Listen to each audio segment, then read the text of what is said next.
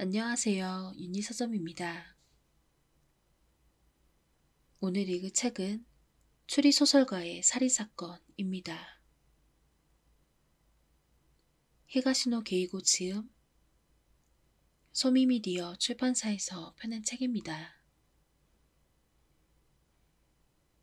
구독과 좋아요는 영상 제작에 큰 힘이 됩니다.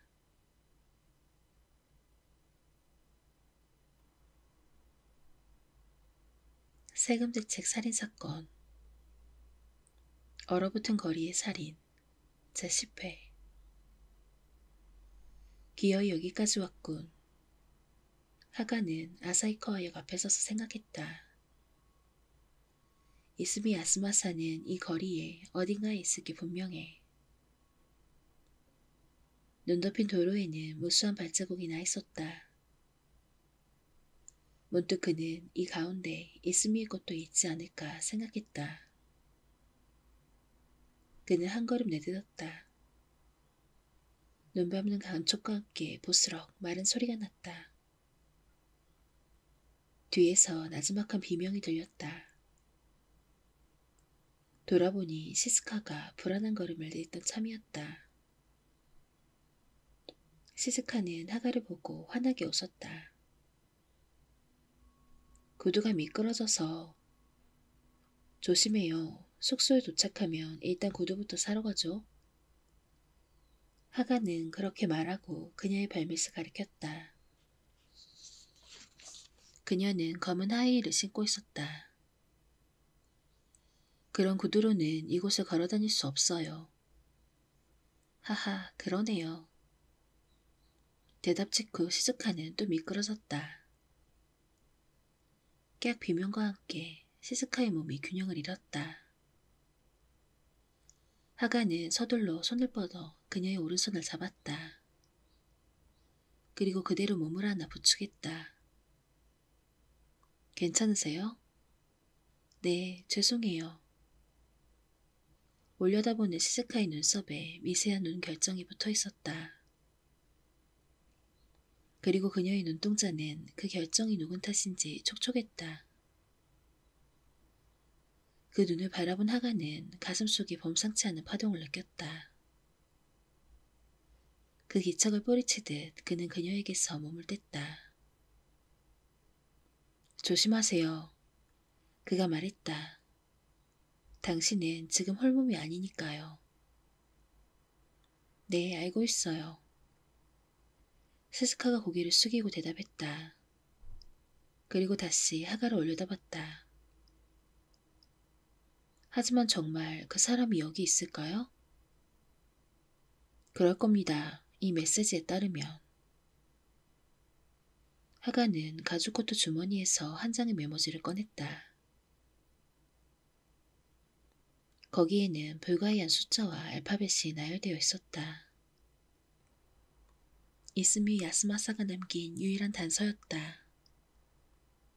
이 몇 개의 문자를 정리하면 아사히카가 된다는 사실을 깨달은 것은 어젯밤이었다. 일단 갑시다. 이런데 서 있어봤자 몸에 좋지 않으니까요. 하가는 그렇게 말하고 두 사람의 짐을 들고 택시 주차장을 향해 걷기 시작했다. 걸으면서 스스로 경계했다. 이 여성은 이스미의 소중한 사람이야. 네 친구의 약혼자야. 너는 도대체 뭘 기대하고 있는 거냐? 그녀의 태내에는 둘의 사랑의 결실이 살아 숨쉬고 있다고. 택시를 타자. 덜컹덜컹덜커덕. 계단 아래에서 격렬한 소리가 났다.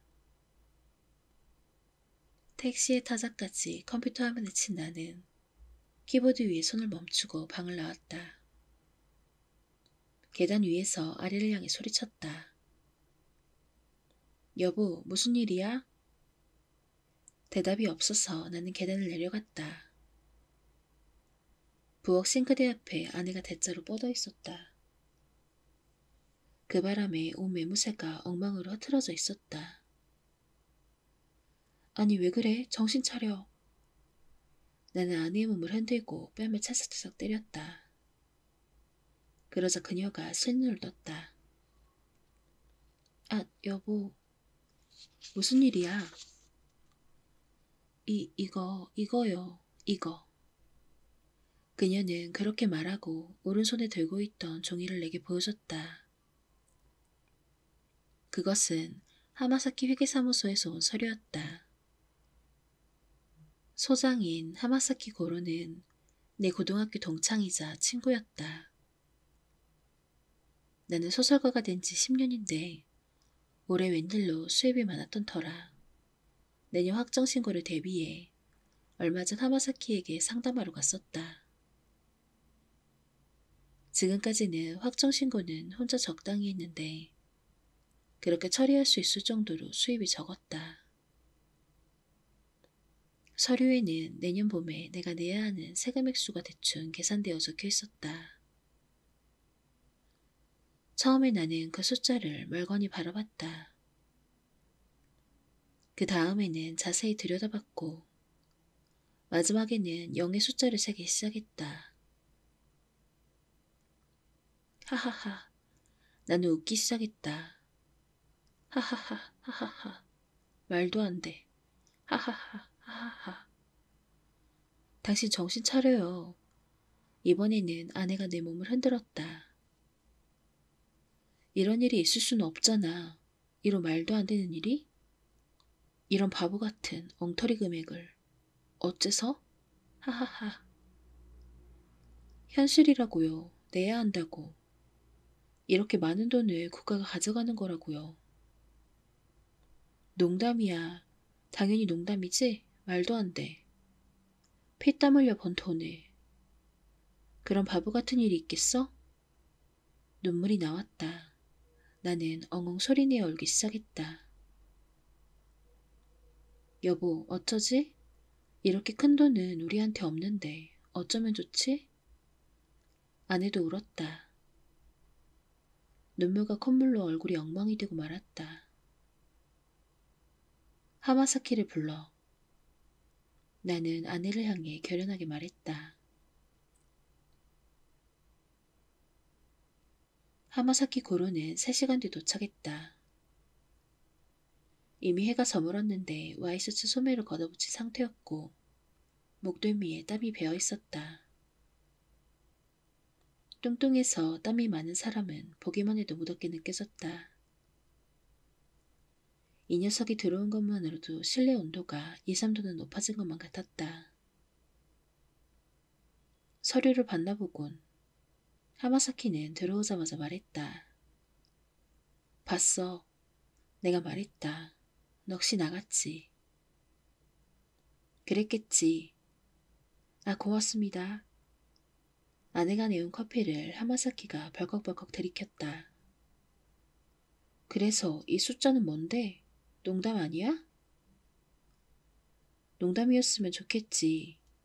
하지만 유감스럽게도 아니야. 네 올해 수입과 네게서 받은 영수증으로 일단 계산한 결과야. 신고할 때 제대로 다시 계산할 테지만 큰 차이는 없을 거야. 그럼 그런 큰 돈을 응, 유감이지만 내야 하네. 하마사키의 말에 옆에서 듣고 있던 아내가 또 훌쩍훌쩍 울기 시작했다. 당신은 아래 내려가 있어. 내가 아내에게 말했다. 아내는 앞치마로 눈두덩이를 누른 채 계단을 내려갔다. 머리에 붕대를 감고 있는 것은 아까 쓰러졌을 때 머리에 큰 혹이 생겼기 때문이다. 저기 어떻게 안 될까? 나는 하마사키에게 말했다. 한심하게도 아부를 떠는 듯한 말투가 되어버렸다. 좀 더 빨리 얘기했으면 여러모로 손을 썼을 텐데 벌써 12월이라.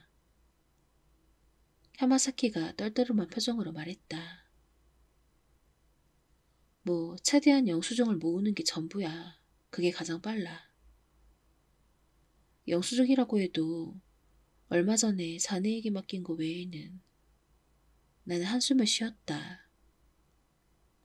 아, 그거 말인데 문제가 좀 있어. 하마사키가 말했다. 문제? 받은 영수증 말인데 두세 가지 확인할 게 있어. 야마사키가 검은 가방에서 파일을 꺼냈다. 뭔데? 다 제대로 된 영수증일 텐데. 제대로 되어 있긴 한데 야마사키는 파일을 열었다. 우선 이거야. 4월에 여행을 갔더라. 여행지는 하와이. 맞아. 그게 왜? 이 명목을 뭐로 할까 싶어서. 그야 취재 여행이면 되잖아.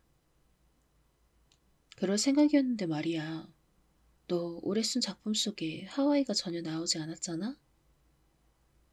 하마사키 얘기에 나는 올해 작품들을 돌이켜봤다. 단편 소설이 4편 정도. 다음은 연재뿐이었다. 확실히 그 작품들 속에 하와이는 나오지 않는다. 듣고 보니 그런 것도 같네. 내가 말했다. 그럼 안 되는 거야? 그다지 좋지 않지. 그보다 큰일이야. 하마사키가 짧은 손가락으로 관자놀이를 긁었다. 요즘 세무서 안에 문필가만 전문으로 점검하는 사람이 있다는 소문이 돌아. 그런 녀석들은 담당 작가들 작품을 전부 읽고 이런 사소한 부분까지 빠짐없이 지적한다더라고. 와, 다시 울고 싶어졌다. 그럼 하와이 여행비를 경비로 공제할 수 없어? 그런 셈이지. 그럼 말도 안 되는 일이 있다고? 그럼 내년에 쓸 작품에 하와이를 넣을 계획이라고 하면 되잖아. 그럼 할 말이 없을 텐데. 뭐라고 하진 않겠지. 대신 경비를 내년도에 넣으라고 하겠지. 이런 사디스트들. 나는 아우성쳤다. 세무서 놈들은 사람을 괴롭히는 재미로 사는 게 틀림없어. 물론 농담이었는데 하마사키는 웃지 않았다. 오히려 차분한 표정으로 맞아 라고 말했다. 친한 세무서 직원에게 들었어. 사디스트기가 있는 사람을 우선 뽑는다고. 나는 머리를 감싸 쥐었다. 도와줘. 어떻게든 올해 안에 하와이를 다룬 소설을 쓸 수 없나? 하마사키가 말했다. 그럴 만한 여유가 없어. 올해는 이게 마지막 일이라고. 나는 컴퓨터를 가리켰다. 화면은 아내가 쓰러졌을 때 그대로였다. 하마사키가 슬쩍 그 화면을 봤다. 그거 지금 쓰는 중인가? 맞아. 다음 달 잡지에 실릴 예정이지. 연재 10회째야.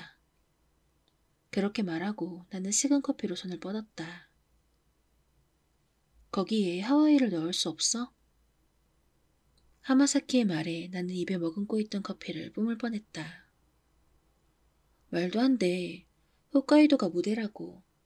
하와이와는 전혀 관계가 없어. 그걸 어떻게든 하는 게 소설가 아니야? 아니면 이보다 더 많은 세금을 내고 싶어?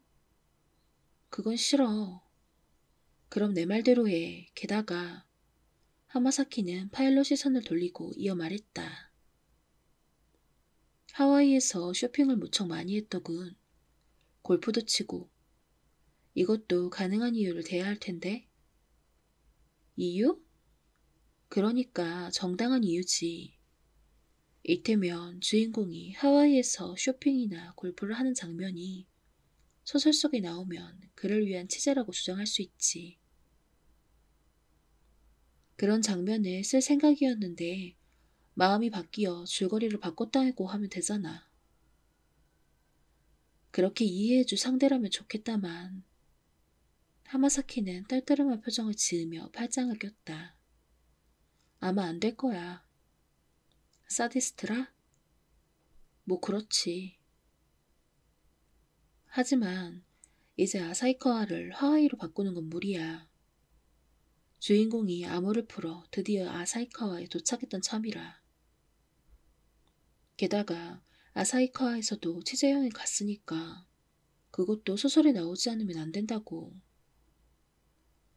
뭐 그건 나중에 생각하자. 그거 말고도 많으니까.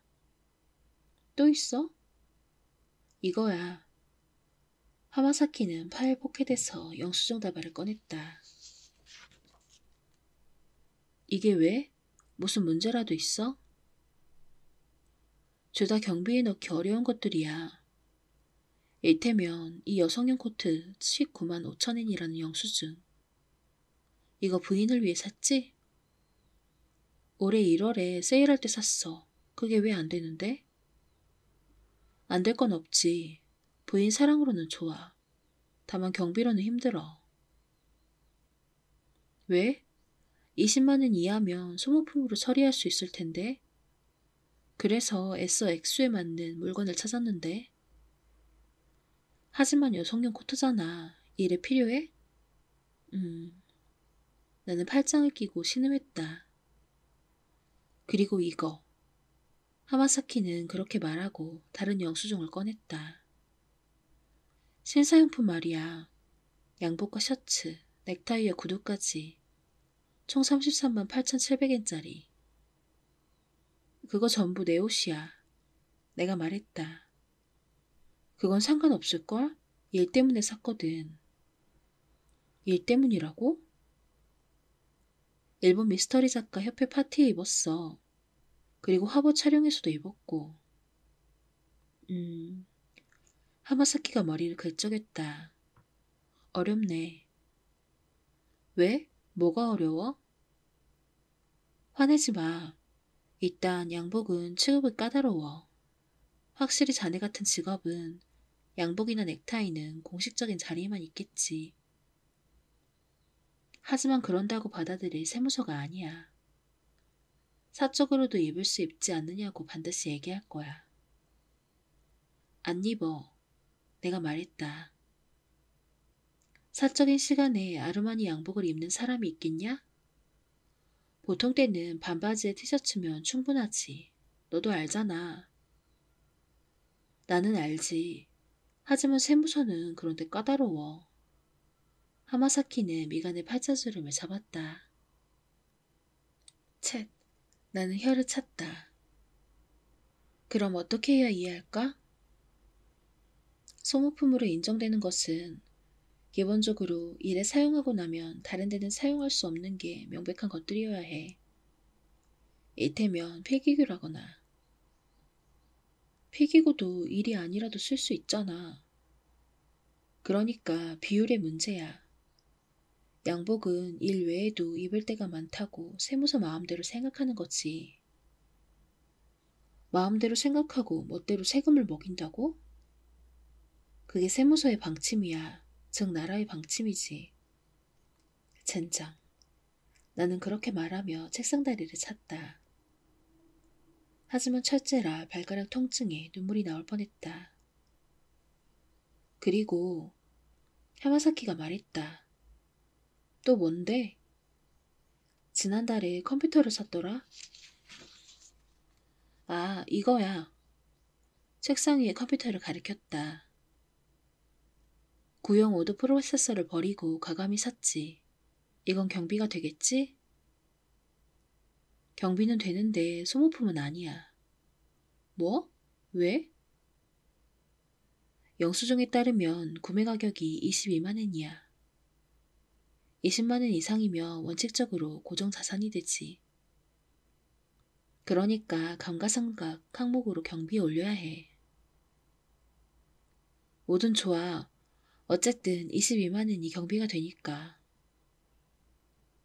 그게 아니라 사용 연수에 따라 그의 줄어든 가치만을 금액으로 환산해 경비를 올리는 거야. 쉽게 말하자면 올해는 22만 엔 중 얼마나 사용했는지를 계산해야 해. 그런 걸 계산할 수 있어? 할 수 있어. 전부 매뉴얼이 있어. 올해는 2달밖에 쓰지 않았으니까 아마도 수천 엔쯤 될 거야. 아, 그리고 이거. 노래방 기계를 샀네? 부부 공통 취미야. 그렇게 말하고 나는 깜짝 놀랐다. 그거 다 합쳐 수십만 원인데 그것도 감가상각이야? 아니, 이건 다행히 할부라 그럴 필요는 없어. 다행이다. 다만 문제는 하마사키가 말했다. 노래방이 일에 필요하냐는 거지. 뭐라고? 소설을 쓰는데 노래방이 필요하다는 말은 들어본 적이 없으니까. 세무서는 반드시 지적할 거야. 나는 머리를 감싸 쥐었다. 그럼 어떻게 해야 해? 하와이 여행도, 코트도, 아르마니도, 노래방 세트도 경비 처리가 안 되고, 컴퓨터도 몇 푼 안 되는 돈만 인정되고.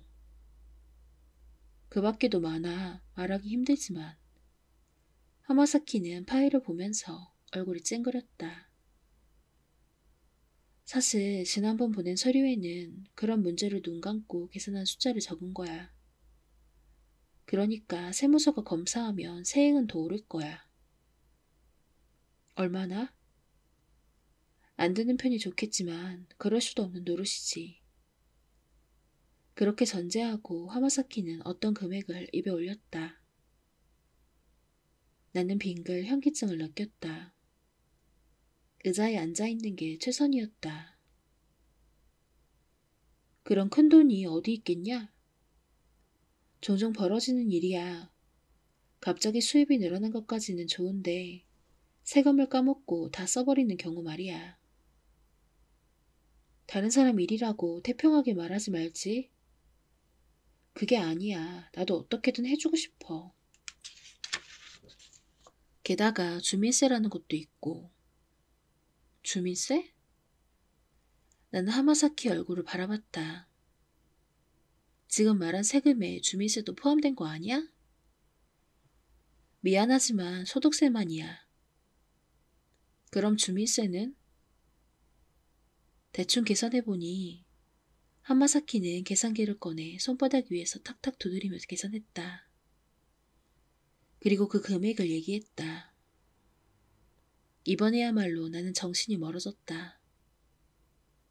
앗 기절하네 라는 자각이 있었다. 그런데 그 전에 콩캉콩캉 무지막지한 소리가 밖에서 났다. 그래서 나는 정신을 차리고 방을 뛰쳐나왔다. 계단 아래에서 서커스단의 소녀처럼 팔다리를 꼰 채 아내가 쓰러져 있었다. 나는 황급히 내려가 그녀를 하나 일으켰다. 그녀는 입에 거품을 문 채 중얼거렸다. 세금, 세금, 세금, 도와줘. 아무래도 우리 얘기를 밖에서 엿들은 모양이다. 어이 괜찮나? 위에서 하마사키가 말을 걸었다. 나는 아내의 몸을 살며시 눕히고 계단을 뛰어 올라갔다. 그리고 하마사키의 멱살을 잡았다. 아니 무슨 짓이야? 그의 얼굴에 공포의 빛이 떠올랐다. 어떻게 해야 좋을까? 나는 그에게 물었다. 세금을 줄일 수 있다면 무슨 일이든 할게. 무슨 짓이든 하지. 어떤 소설이라도 쓰지. 말해줘.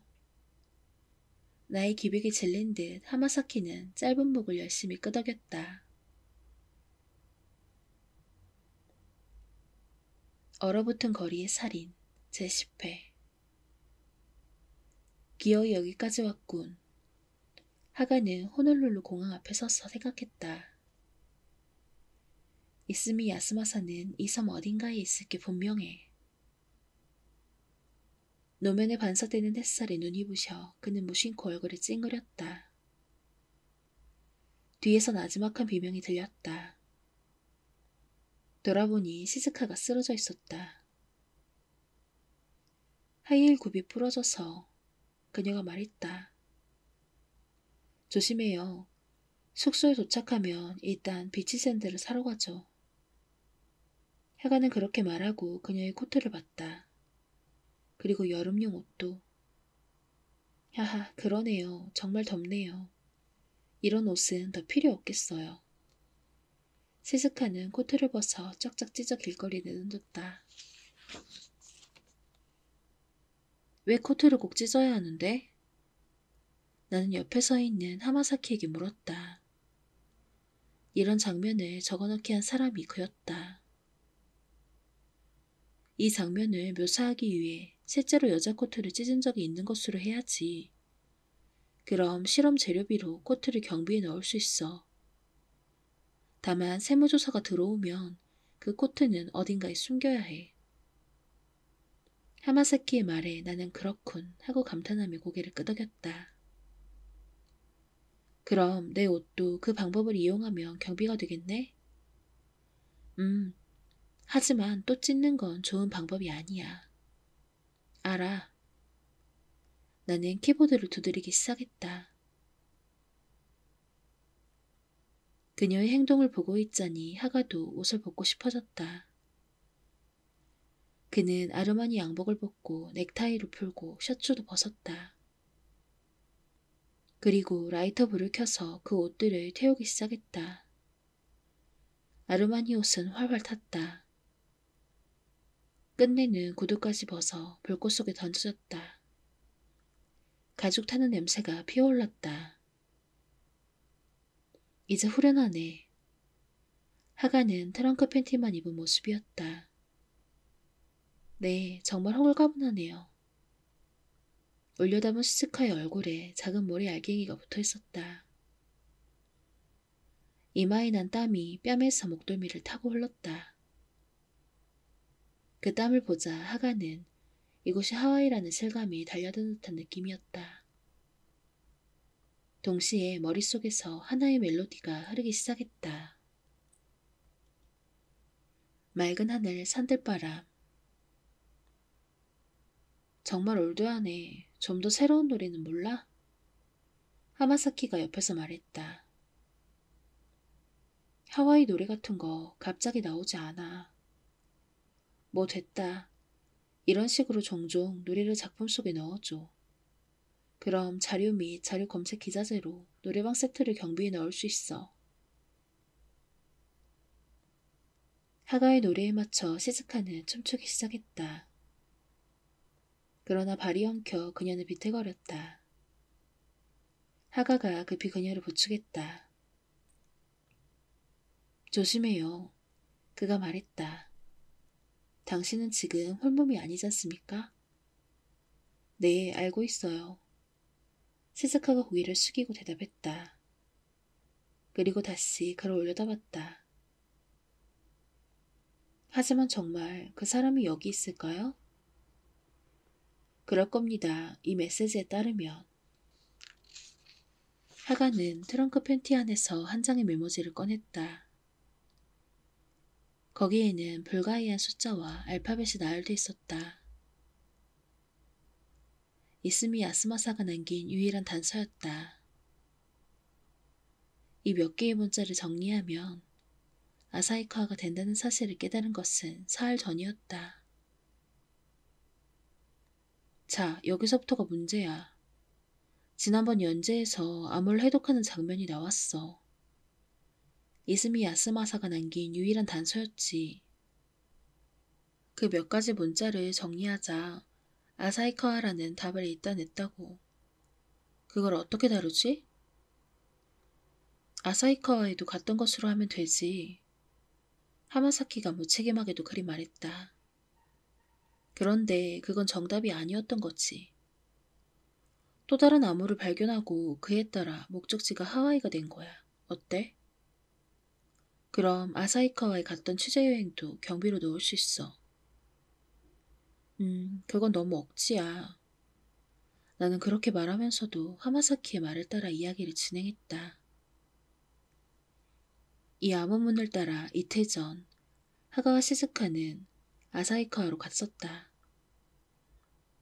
아사히카와의 거리는 눈으로 뒤덮여 있었다.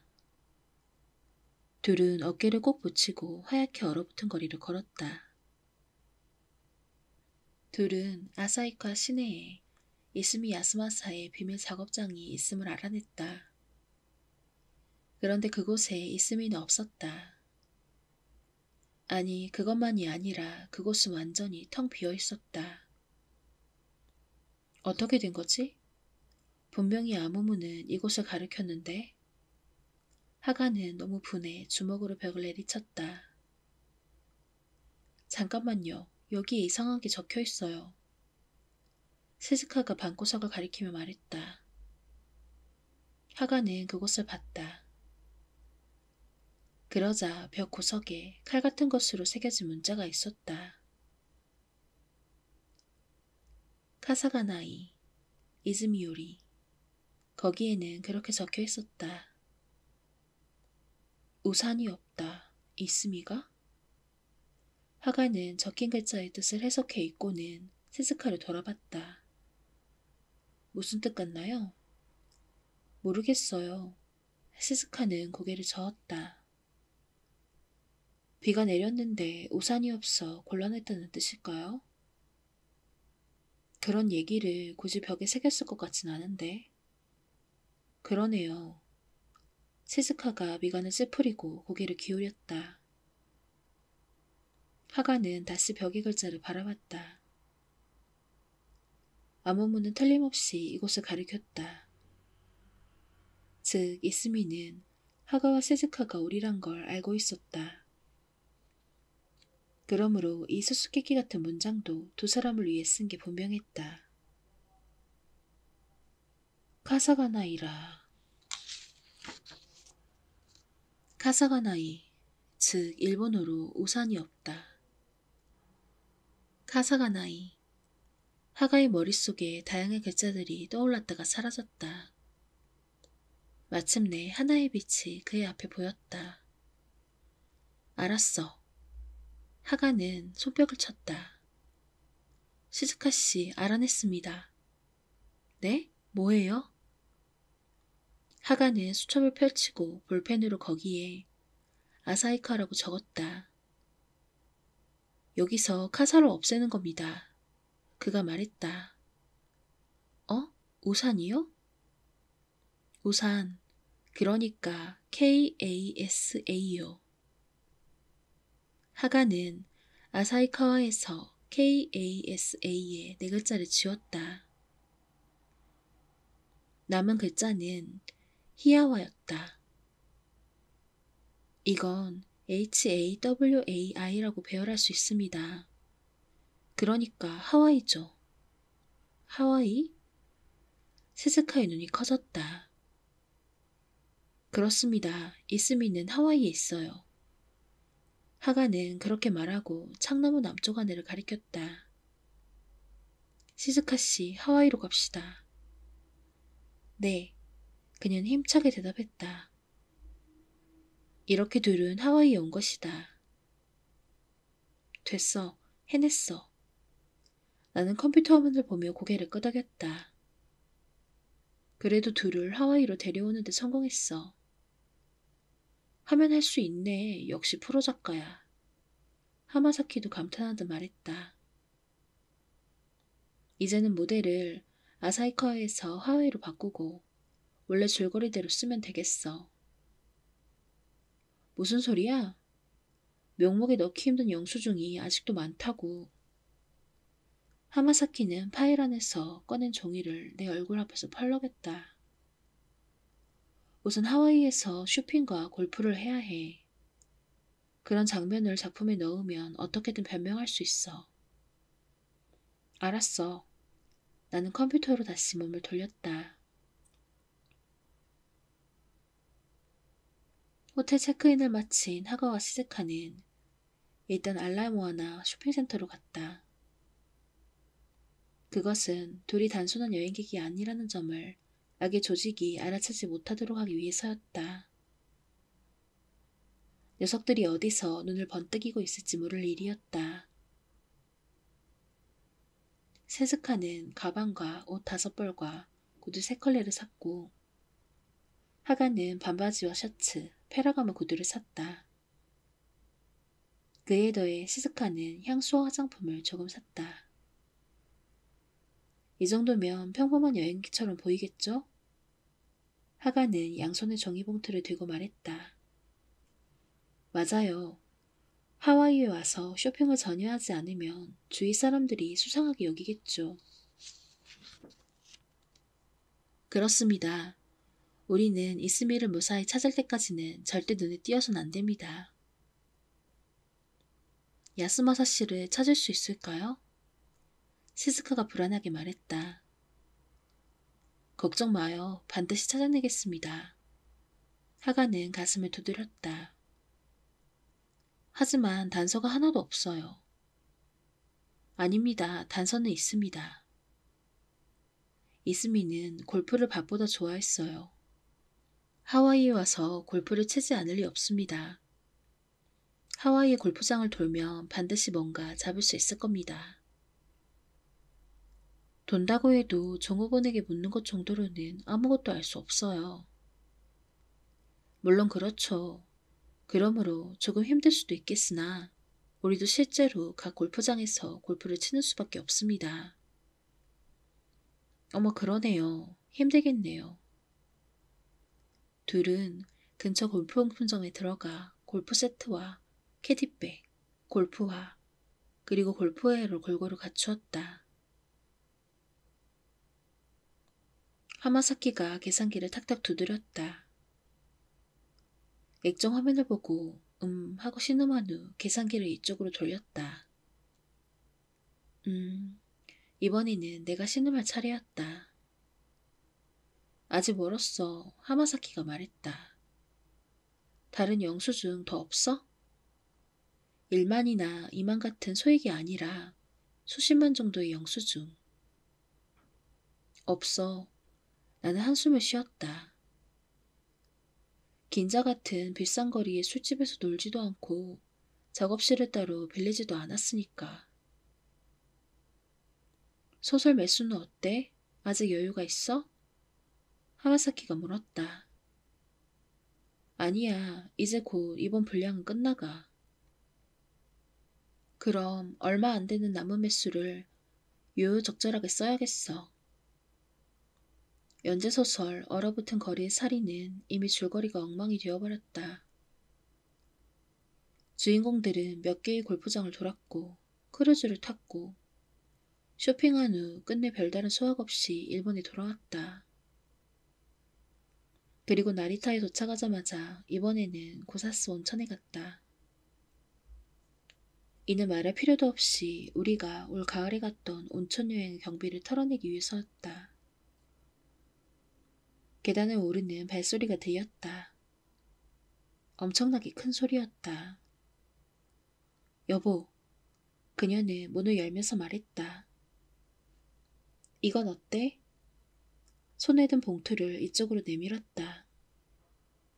그게 뭔데? 영수증이야. 친정에 가서 받아왔어. 아니, 그거 정말 고맙군. 나는 봉투를 받아 내용물을 꺼냈다. 내조의 여왕이십니다. 하마사키가 치켜 세웠다. 아내의 친정은 우리 집에서 걸어서 15분쯤 떨어진 곳에 있다. 하지만 그거 쓸 수 있을까? 아내가 걱정스러운 표정으로 말했다. 아, 글쎄. 나는 영수증을 살폈다. 바로 내 얼굴이 흐려짐을 느꼈다. 어때? 하마사키가 물었다. 안 돼. 아무래도 쓸 수 없을 것 같아. 나는 그렇게 말하면서 영수증 다발을 하마사키에게 건넸다. 어디 좀 보자. 그는 그렇게 말하고 종이 다발을 쭉 훑었다. 조금 후 그가 복잡한 표정을 지었다. 아무래도 안 되겠지? 내가 말했다. 목욕탕 개축 공사에 50만 엔, 자동차 수리 19만 엔. 하마사키는 머리를 긁었다. 본인 집 목욕탕이나 자동차라면 그래도 설명할 수도 있겠지. 하지만 부인 친정집 공사야. 취재라고 하면 어떨까? 내가 물었다. 작품 속에 목욕탕 개축이나 자동차 수리 장면을 넣으면? 아니야, 그건 안 될 거야. 개축한 목욕탕이나 수리한 자동차는 부인 친정에서 사용하는 거니까 증여세를 물게 돼. 그래? 하지만 하마사키는 턱에 손을 댔다. 목욕탕과 자동차를 일 때문에 일부러 부셨다면 설명이 될 듯도 한데? 뭐라고? 소설을 쓰는데 아무래도 필요해서 일부러 부인 친정의 목욕탕과 자동차를 망가뜨린 것으로 하지. 하지만 그대로 둘 수는 없으니까 수리 비용은 네가 낸 것으로 하자. 그렇군. 나는 그렇게 말하고 하마사키에게 물었다. 하지만 목욕탕과 자동차를 의도적으로 망가뜨리지 않으면 쓸 수 없는 소설이란 게 있을까? 그걸 생각하는 게 자네 역할이지. 아, 그리고 다음 고액 영수증은 하마사키는 아내가 가져온 영수증 다발을 넘겼다. 걸게 20만 엔, 항아리 33만 엔. 이건 뭐죠? 아버지가 골동품을 좋아해요. 아내가 말했다. 그래서 한 달에 몇 번씩 골동품점에 가서 잡동사니로밖에 여겨지지 않는 것들을 사오는데, 이건 쓸 수 있겠다. 하마사키는 무릎을 치고 내 쪽을 봤다. 너 지금부터 소설 속에 골동품에 관한 학식을 적어넣어. 뭐? 하지만 나는 골동품에 관해 아무것도 몰라. 괜찮아. 적당히 그럴듯하게 써. 그럼 소설에 사용할 골동품 공부를 하기 위해 교재로 몇 개를 사들였다고 할 수 있어. 골동품에는 자료적인 가치가 있는 것도 적지 않으니까. 그럴듯하게 쓰라 해도 나는 벅벅 머리를 긁었다. 그 방법을 사용하면 이것도 이용할 수 있어. 하마사키는 한 장의 영수증을 내게 보여줬다. 그것은 에스테틱 살롱 영수증이었다. 나는 아내의 어머니가 다닌다는 이야기를 떠올렸다. 여보, 그리고 이건 못 쓰겠지? 아내가 종이 한 장을 내밀었다. 받아들고 보니 그건 슈퍼마켓 영수증이었다. 소고기, 파, 두부, 실곤약, 달걀. 오늘 밤의 스키야키 재료가 거기에 적혀 있었다. 얼어붙은 거리의 살인, 제10회, 이어서. 구사스 온천 지역에서 차로 20분쯤 달린 곳에서 하가는 브레이크를 밟았다. 포장되어 있지 않은 도로를 향해 하얀 건물 하나가 서 있었다. 뒤로는 숲이 바싹 붙어 있었고 돌로 보니 민가는 없었다. 추리에 따르면 이스미는 여기에 있을 겁니다. 하가는 차에 내려 저택을 올려다보며 말했다. 어디로 들어가면 좋을까요? 시즈카가 두리번두리번 주위를 둘러봤다. 그야 당연히 현관으로 가야죠. 하가는 그렇게 말하고 걷기 시작했는데 바로 걸음을 멈췄다. 그리고 다시 건물을 봤다. 이상하네. 어디가 현관이지? 그래서 저도 이상하다고 생각했어요. 시즈카가 말했다. 그것은 자세히 보니 기묘한 건물이었다. 전체가 하얀 벽토로 덮여 있었다. 출입구 없이 창도 작은 것 하나가 전부였다. 하가는 유일한 창문 밑에 차를 대고 자동차 보닛을 받고 올라가 작은 창문으로 안을 들여다봤다. 안은 캄캄했다. 자세히 보니 어둠 속에 누군가가 쓰러져 있는 게 보였다. 이봐요. 하가는 안에 쓰러져 있는 사람을 불러봤다. 그런데 반응이 전혀 없었다. 하가는 어떻게든 창문으로 들어갈 수 있지 않을까 생각했다. 하지만 창문 크기가 30cm 정도밖에 되지 않아 아무래도 통과할 수 없는 듯했다. 누가 안에 있어요. 구해내줘. 하가가 시즈카에게 말했다. 어떻게 구해요? 내게 맡겨요. 차에 탄 하가는 일단 최대한 후진했다. 그리고 차의 방향을 건물에 맞추고 이번에는 힘껏 엑셀을 밟았다. 엄청난 소음과 함께 충격이 하가의 몸을 덮쳤다.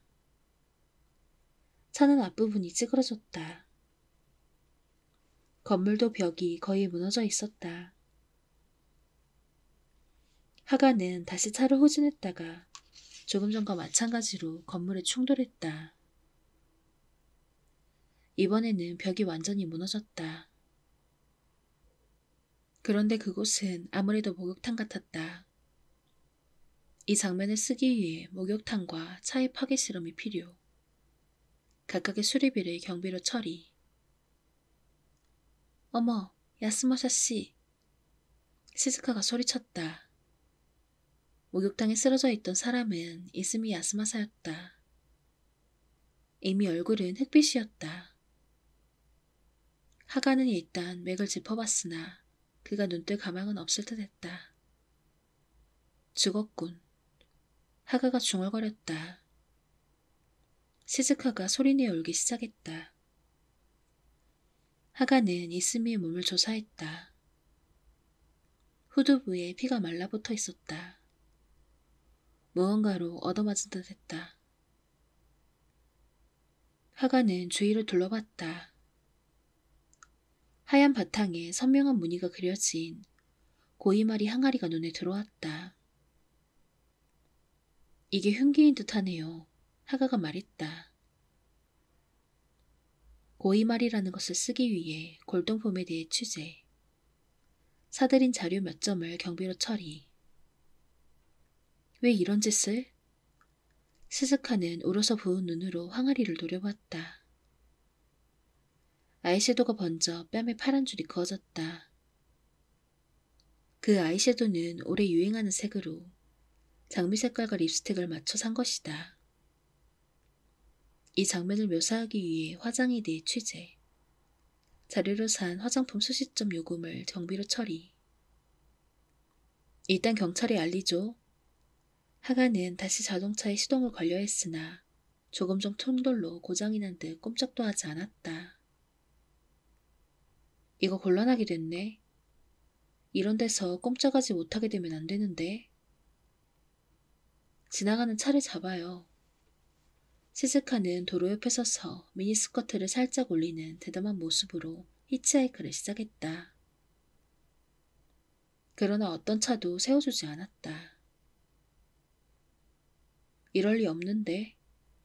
시즈카는 분한 나머지 이를 바드득 갈았다. 일을 가는 연습을 하다가 의치 파손, 경비 처리. 마침내 차 한 대가 멈췄다. 그런데 운전자는 뜻밖에도 여성이었다. 당신 그런 모습으로 히치하이크는 무리야. 여성 운전자가 말했다. 어머 죄송하네요. 스즈카가 부르퉁하게 대답했다. 내가 해결해 줄게요. 일단 타요. 다행히 스즈카가 그 차에 타게 되어 하가도 함께 타게 되었다. 경찰에 가주십시오. 그가 말했다. 그건 나중에. 일단 따라와요. 운전자 여성이 말했다. 하가와 시즈카가 쉬려고 한 곳은 에스테틱 살롱이었다. 자, 여기서 일단 예뻐지라고. 하가와 시즈카는 침대에 눕혀졌다. 여성 운전자는 유명한 에스테틱 사장이었다. 피부관리사라고 불리는 여성들이 나타나 둘이 온몸에 크림을 바르고 마사지했다. 에스테틱 비용을 경비 처리. 에스테틱을 나온 둘은 경찰서로 향했다. 형사를 데리고 현장에 돌아왔다. 그러자 그 하얀 건물은 불타고 있었다. 이런. 하가가 소리쳤다. 우리가 자리를 비운 동안 범인이 불을 질렀어. 바로 소방서에 연락이 갔다. 바로 소방차가 도착해 불을 껐다. 하지만 건물 대부분이 타서 내려앉았다. 하가는 화재 현장을 조사했다. 그런데 이스미의 사체는 어디에도 없었다. 이상하네. 어디로 사라졌지? 하가가 중얼거렸다. 화재 현장에서 몇 가지 물품이 발견되었다. 우선 여성용 기모노 5벌이 재가 되어 나왔다. 그중 한 벌은 오시마 비단이었다. 모두 새까만 재가 되었다. 실제로 태우는 실험, 기모노 5벌 분량을 경비 처리. 또 진주 먹거리와 1캐럿 다이아몬드 반지도 재가 되었다. 마찬가지로 목걸이와 반지도 경비로. 다른 건 또 없습니까? 하가는 현장을 계속 조사하고 있는 수사원들에게 말을 걸었다. 피해자는 여기서 며칠간 생활한 듯해. 수사원이 말했다. 식료품으로 보이는 게 여럿 있어. 어떤 거죠? 아, 그러니까 수사원이 말했다. 소고기, 파, 두부, 곤약, 달걀. 이들 식품을 태웠을 때 어떻게 되는지 조사하기 위해 실험했다. 제로비는 경비 처리. 2월 20일. 나는 하마사키의 도움을 받아 확정신고를 마쳤다. 억지스러운 방법으로 나는 방대한 액수의 필요경비를 만들어내는 데 성공했다. 덕분에 예년보다 수입이 많았음에도 불구하고 나는 환급금을 받을 것이다. 우리는 축배를 들고 만세삼창을 했다. 그런데 3월 20일 나는 지방세무서에 호출을 받았다. 그리고 필요 경비에 명세서를 제출하라는 요구를 받았다. 나는 얼어붙은 거리의 살인 제10회의 원고 복사본과 함께 서류를 제출했는데 일부를 제외하고는 경비 대부분을 인정받지 못했다. 덕분에 막대한 액수의 세금을 요구받았다. 나는 아내와 함께 어쩔 줄 몰랐다. 지금도 여전히 어쩔 줄 모르고 있다. 얼어붙은 거리의 살인 제10회를 쓴 이후 어떤 출판사로부터도 연락이 오지 않고 있다. 얼어붙은 거리의 살인도 연재가 중단되었다. 어쩌지?